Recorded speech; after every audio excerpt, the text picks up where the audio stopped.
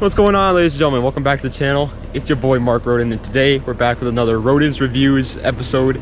Last time we did it on a 4th gen Tahoe, or maybe 5th gen, I'm not 100% sure. But today we're doing it on the newest Tahoes. These puppies. This is a, I think 2021? I think it's a 2021. And oh boy, I got a lot to talk to you guys about with this freaking thing. This thing's whew. All right, so to start this off, first off, we always go over the exterior and how it looks. This car has one of the most like executive style exteriors in my personal opinion. When I drive this thing, it feels like you're like a CEO to Tesla or something. This thing this looks like you're somebody important, and that's actually really, in my opinion, really freaking cool. I like it. A couple of things about it has like the chrome trims here and stuff like that. A lot of people like to take off chrome trims when they modify cars that have a chrome trim on them. I don't know why they do that, because personally I like chrome. I think like little specks of chrome here and there look really good. That's why my wheels are chrome. And like, do you know how the 350Z doors are usually silver? A lot of people paint them black. I didn't do that either because I think it looks good. I think having these little accents that are like silver, in my opinion, they look good. Like having your LT symbol here, silver, the Tahoe symbol, these little door buttons here, silver, the alloy wheels, obviously, silver grill, like casing, and then the freaking trim all around the door. In my opinion, looks pretty cool to me. So I don't know why people always put them black, but I like that. In the back side of it, looks like a, you know, like a Tahoe. It's a really big vehicle. Like, I'm 6'1", and when I stand next to it, this is where my head lines up to. It's like, you know, it's a tall vehicle, to be honest with you. So the outside, in my personal opinion, is really nice. I really like the exterior. I think the exterior looks really good, and like I said, it has that like presidential, like VIP style look to it. It looks like you're somebody important, like somebody's gonna hop out the driver's side door and open the back for you to get in. It's like that's the kind of vibe that this car gives off. So I like that. I like it a lot. But for the interior, now there's a lot to talk about in here too.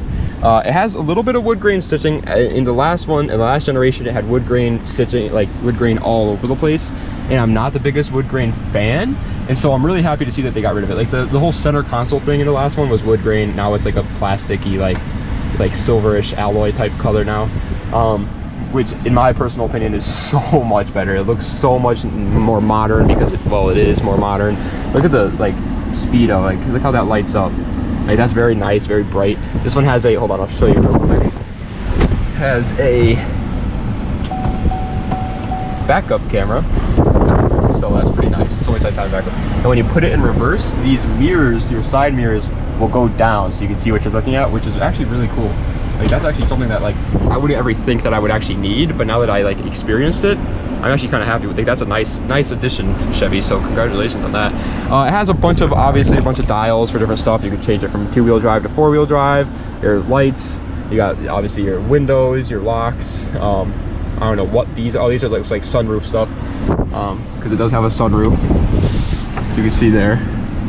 I can't open the sunroof right now, but it does have a sunroof. This here, little like just sunglasses thing. Once again, more sunroof stuff. It looks like this is like buttons for your garage at your house. You can like get it like programmed to open up your garage, which is pretty cool. It has like these little overhead lights, which I guess every car has, so it doesn't really matter. But obviously it has AC, which is nice because the last one I didn't have AC. It's push to start, which is really freaking cool. And one of the coolest things about this isn't the fact that this has so much space. No, you could fit, once again, a whole freaking baby in here if you wanted to. It has one power outlet there to charge something with, 2 more USB cords over here to charge something with, and what looks like an aux cord. But the coolest part about this thing is at the top of it, right here, you can charge stuff on. It's like a battery charger, so you can put your phone here and it'll charge your phone while you're driving. That's pretty cool. I think that's awesome. I think that's like one of the coolest things I've ever seen in a car, to be honest. I'm sure other cars have that, but the fact that this one does is really cool in my opinion. Now for the back, I'm a 6'1" male, and I sit in the back, and I have more than enough leg room. More than enough leg room. It is so spacious back here. Look at the freaking space in the back, gentlemen. Look at the space. Look at my legs all the way lined out over there. Look at that. Freaking so much space back here. And then you even have more back seats. The space in the back seats are a little bit more cramped, but either way, the space is nice up here. Every like part of every person has their own cup holder too. So there's a cup holder there, cup holder here. Obviously the 2 cup holders in the front and one over there too for the passenger. And then even in the back, you have a cup holder there and 2 cup holders there. So the cup holders are freaking nice. You got cup holders out the wazoo in this car. You have once again more overhead lights. You got a couple more things for the AC for back here. I don't know what this is exactly. Oh wow, that's like an actual like outlet. So you can like freaking plug in your PlayStation if you wanted to in here and play video games. And then another just like power outlet for like the car power cords and stuff like that. And you even have a little storage container for the back too, which is nice. It is really geared towards like every person in the car having their own space, and I like that a lot. I honestly, I got to give them credit for that. Like everybody in the car at all times has their own little room almost, so that's pretty nice.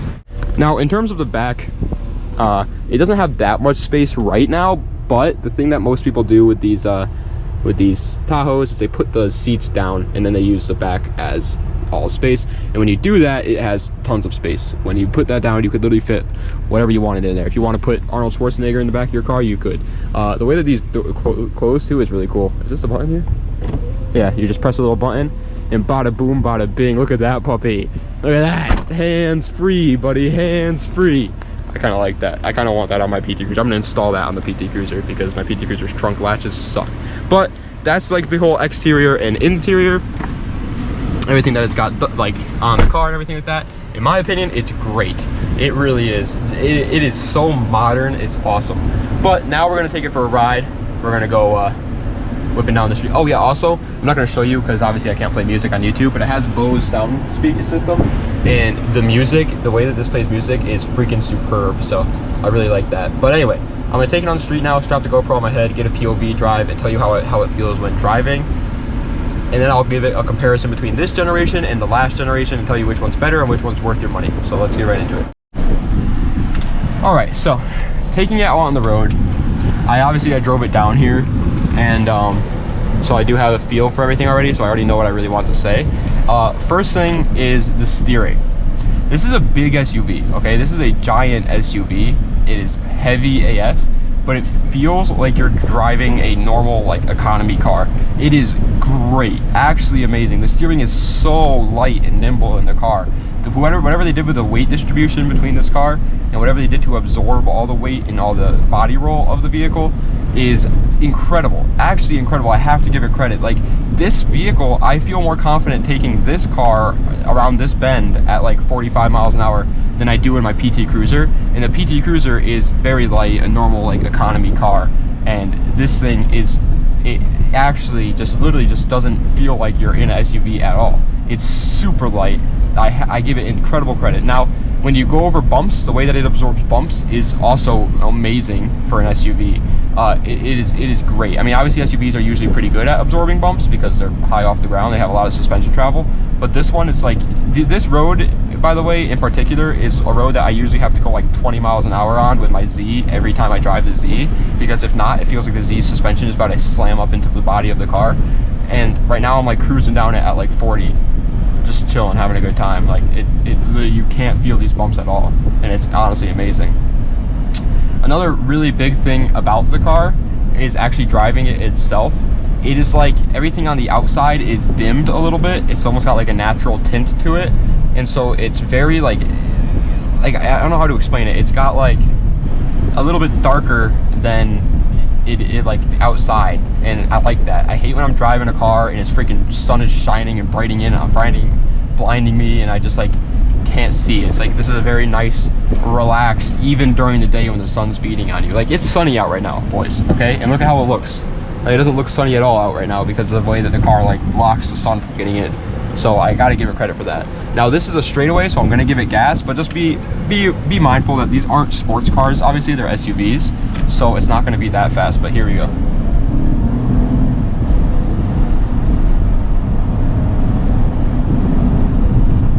So, like I said, it's not a sports car. It's not meant to go fast. You're not gonna be racing in a Chevy Tahoe, but it does get up and go. Like if you want to go, you can go. Like it has some pep, and I like that a lot about it. I'm pretty sure this thing has the V8. It does. I'm almost 100% positive it has a V8. And so it gets up. It gets a little squirrely if you want it to. And I like that. It's a very fun, fast little vehicle. If you want it to be. Now, obviously, I wouldn't be like rocking it around this corner at 60 miles an hour, but honestly, if you wanted to, you probably could. Because like I'm turning this corner and there's no body roll. Like genuinely no body roll. I reviewed a Mercedes and that thing had more body roll. And I mean, it was from like 2002, but still, it's like this thing, it just feels so comfortable. I gotta give it so much credit for that. And then the next thing that I want to bring up about the interior of this car, like actually the driving feel, is the outside noise. There's like almost no outside noise. You can't hear the tires on the ground. You can't hear the car suspension going. When that car just drove by, I literally didn't hear it. If it wasn't for the AC being on, this would be an incredibly quiet car right now. Just because the AC is on, it does like make a little bit of noise. But besides the AC fans blasting, this is super quiet on the interior. Like there's no noise, the engine noise, nothing, no rocks from the ground, none of that noise is you can hear from the inside. It really is comfortable. It's like, yeah, electric cars, they don't make noise. You don't have to hear the engine noise of a electric Tesla. Well, you don't got to hear the engine noise of a gas powered Tahoe either, buddy. So guess what, it's still good. So yeah, it is a great driving experience. Now, for the comparison between this generation and last generation, that's the big question. Which one's better? Which one should you spend your money on? In my opinion, this one. I think this one's just so much better in like a lot of ways. Now, here's the thing. The price difference is pretty drastic on them. So this car is going to run you like, I don't know exactly, probably at least like $30,000 for a nice one, at least for like something like this. And the last one that we reviewed for one like that, that's in that good condition, it's probably not going to be more than $10,000. So it's like you're paying literally like a third of the price for the other generation. But in my opinion, if you have the money to spend on the Tahoe for a daily driver and you're looking for one, I really would recommend this one. If you got the money to spend, definitely buy this one. If you're looking for something that's going to last you a long time and just something that you're going to be happy with for a long time and you're looking forward to driving and all that stuff, this is definitely the one to choose between the two. So much better interior. It doesn't have the wood grain stuff on it, so it looks better in my opinion. Like I said, that natural dimming that it does, where like you can't get blinded by the sun, in my opinion is amazing. The steering of the car is so good. It's so light. Like you can just freaking rocket it around, and there's no body roll. Look at this. There's no body roll. No body roll, gentlemen. This thing is freaking handles like a dream. I love the handling of this car. It actually is so comfortable. Now, obviously, it doesn't like actually handle like a dream, like a Miata or something like that, but it handles comfortably, and that's kind of like the whole point around buying a Chevy Tahoe, is that you're trying to, you know, get to work and back, bring your kids to soccer practice or whatever, comfortably, and just do everything in life comfortably, and it does that really well.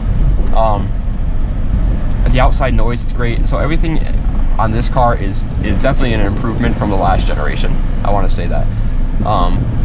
Now, maybe not the speed, I'm not too sure, but neither of them are meant to go fast anyway, so honestly it doesn't really matter. Sure, the last generation might like feel a little bit faster, who knows, I honestly don't know. But like I said, if you're buying a Tahoe to go fast, you probably got the wrong idea in mind anyway, so probably shouldn't do that. But if you are on a budget, then the last generation is definitely still a very good choice to go with.